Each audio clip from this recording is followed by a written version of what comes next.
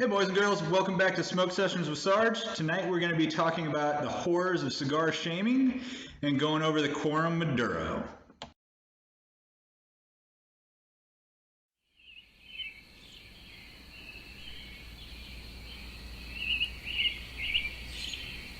I've seen some souls be friendly, I've seen some feet get loose. I've had some people in my life who know just what it do.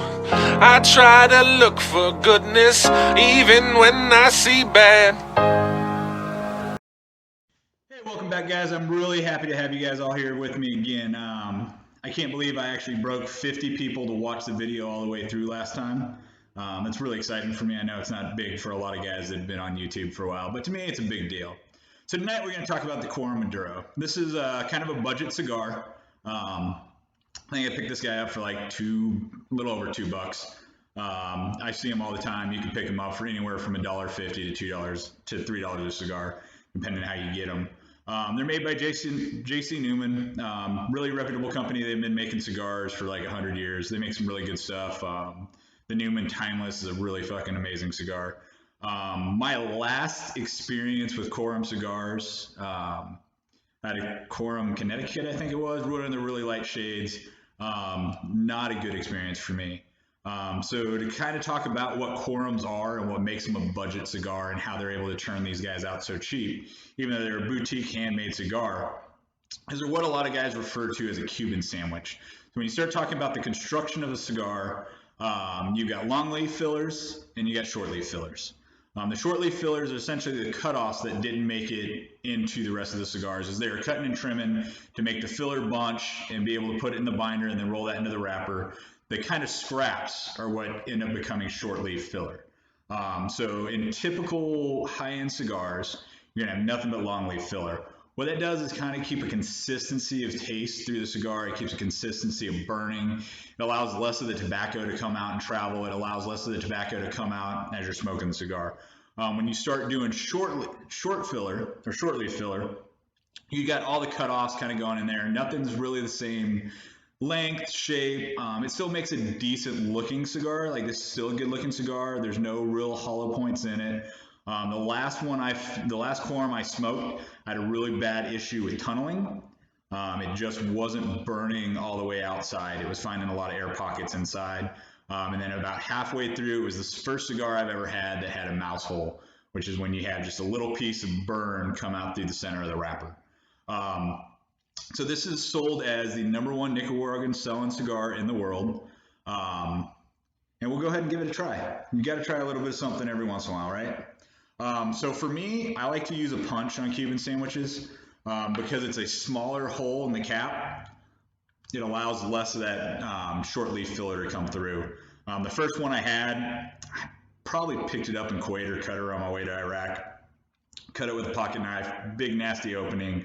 My mouth just got full of all that loose leaf and the smaller tobacco, which is not a pleasant thing to me when I'm smoking a cigar.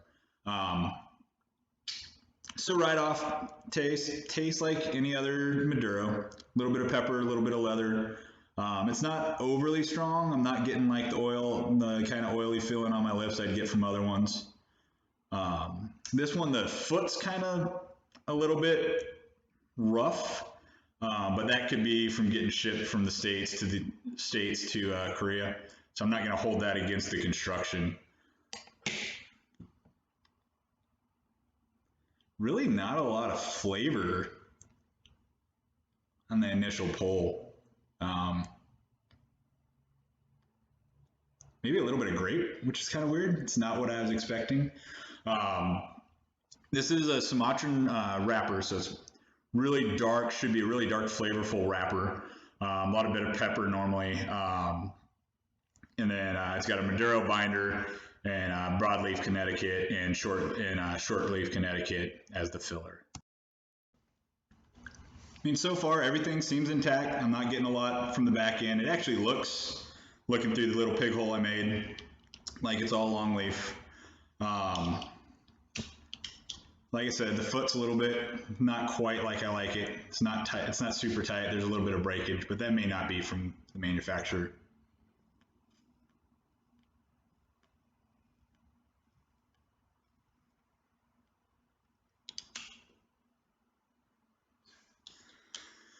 So why am I smoking the Quorum when we talk about cigar shaming? Anybody that's been around a while, they've watched a couple videos, they're kind of new, so they're looking up cigar etiquette. And it's one of the things you always learn in cigar etiquette. You should never shame what somebody else is smoking. Let them smoke what they like. Nobody likes the asshole at the cigar bar that all they talk is, all I smoke are Cubans, or all I smoke is Opus X. Oh, I won't smoke anything under $20. Nobody likes that guy. Nobody wants to be around that guy. Everybody's picked on their buddy for smoking a cigar they don't like or smoking a flavored cigar. We say it's part of the etiquette. You don't do it. We've all done it. And typically what gets a lot of people picked on or talked about or made fun of by their friends are smoking a budget or a cheaper cigar.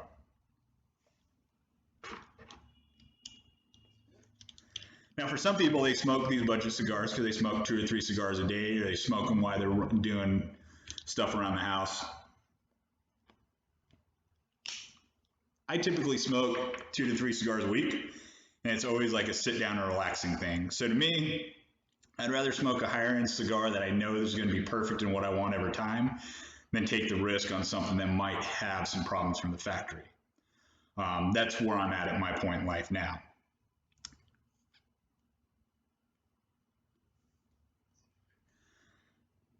$15 years ago, it wasn't like that.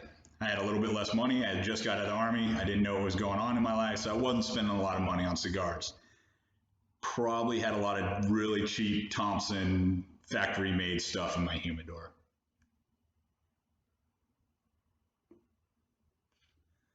Which would fall into like the same category as this Quorum. So far in this Quorum, good smoke. It was kind of an uneven light to start. That could have been from the damage to the foot. It could have been from the way I lit, but not quite as good as I normally have a cigar smoke.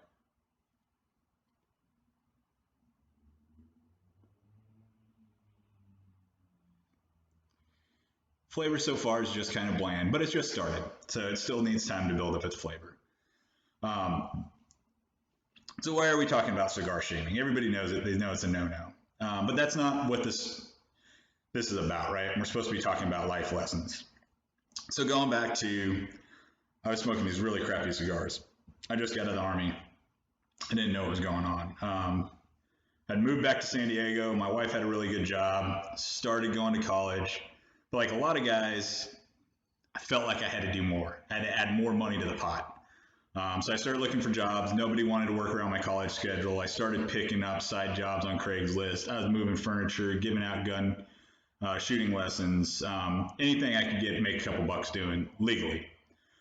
And through that, I came up with an idea for a business that I thought was going to had potential to do really well. Did all my market research and decided I needed about 60, 70 grand to get started.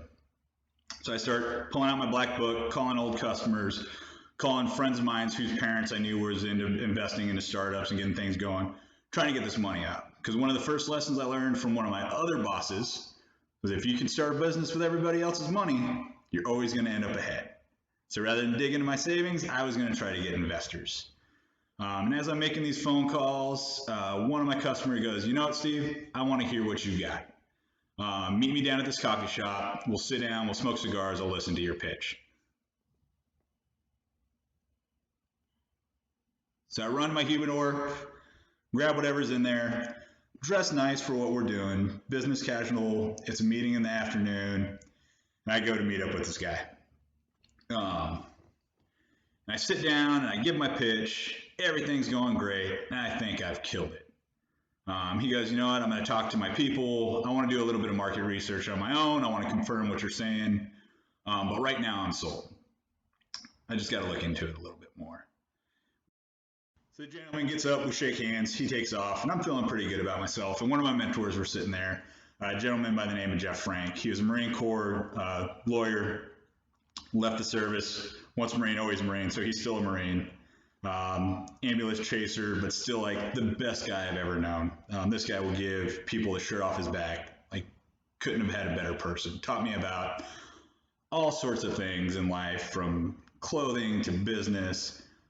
Stuff I wouldn't have learned in my regular background, just because of what my dad did for a living, what my mom did for a living. Those were higher end clothing, Stuff like that was not stuff I would have got through that. So it was really nice to have him in my life. He goes, Steve, come here. I go, all right. And I'm going to channel my best Jeff Frank right now. He said, you know, that was a really good pitch. But I got to tell you, kid, you never want to ask somebody for money when you're doing something that makes it look like you don't have it. And I was totally confused. I didn't know what I did wrong. Dressed nice, like these are clothes Jeff helped me picked out. This is what you need to go to job interviews. And I look at him and said, Jeff, what are you talking about? He said, Steve, you just asked that guy for 60 grand. You're smoking a cigar that looks like you don't even have 6. And I looked down at it and I was like heartbroken. Like I just killed this deal by not even thinking about what I was smoking. Didn't even think about it. In my mind, I had never been cigar shamed, had nobody mentioned anything about what I was smoking. You just went and smoked and had a good time. And Jeff was like, you know, I thought it was a great pitch. Whatever money you don't get from him, let me know. I want to invest. Which was awesome. Made me feel really good about everything. But it was a good point. And it's something that I've thought about later on in life and as I grow up. We choose how we present ourselves to the world. And those people that are interviewing us, those people that are interviewing for us, even when they're a potential hire, they're looking at how we present ourselves and they're making judgment calls. That's all we can do with people we don't really know. So it's little things like that that can really put you in a bad position. Whether it's the words you decide to use in an interview, how you talk to somebody you're interviewing. I've interviewed with 2 or 3 people. And just the way they talked to me and the way they presented themselves made it that they were somebody I would never want to work for. And I don't think we put enough relevance on that sometimes. We live in this society where we talk about you be whoever you want, and people have to accept you for who you are. But the truth is there are societal norms we have to live within. And I would have never thought cigar shaming and being called out for what I was smoking would bring such a huge life lesson to me. And it really changed some of the ways I interacted from then on out. I was just out of the military, 2-time combat veteran, and I really didn't care about what anybody else thought about me because I did it. I'm better than you. I'm tougher than you. I don't care if you're scared of me. You need to learn to accept who I am. And that's not the truth. The truth was I needed to tone down who I was. I had to be really careful about what I was saying. I had to be careful about how I was dressing and presenting to myself to people, because they're going to look at and judge me on every single thing. I'm not saying it's right, not saying it's wrong. I'm just saying it's a thing that I didn't think of until Jeff looked at me and pointed that cigar at me and went, Steve, your cigar makes you look like you're fucking broke. So that was my life lesson from being cigar shamed, and how I kind of have looked at the world and how I present myself from that, and knocked a little bit of a chip off my shoulder and realized that just because I think one way about me, I need to find the best way to construe how good of a person I am, how good my work ethic is, what my intelligence level is to somebody else, and have it accepted in that manner. And I got to give it to Jeff for being able to have that conversation with me and for me to make me more successful. Now, at the end of the day, I got a phone call and got offered to go back in the Army, and here I am sitting at 17 years in.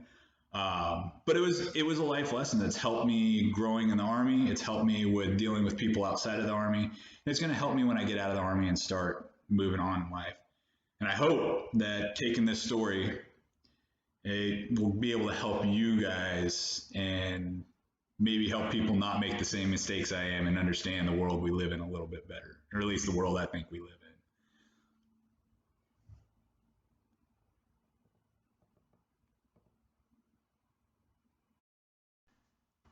Hey guys, so we're maybe 2 inches into the cigar. No real construction issues so far. Smoking pretty good. The flavor is just, it's there, but it's nothing great. The one thing I will complain about is the ash retention's been really bad. Especially I'm sitting inside at my coffee table trying to smoke this cigar. About every half inch, if I'm not ashing, is dropping. I've got more ash than I would ever want sitting all over my laptop right now. But that's kind of what you expect from Cuban sandwiches. The long leaf retains ash a lot better. When you've got a bunch of little pieces in there that aren't really connected, the ash isn't going to connect as well.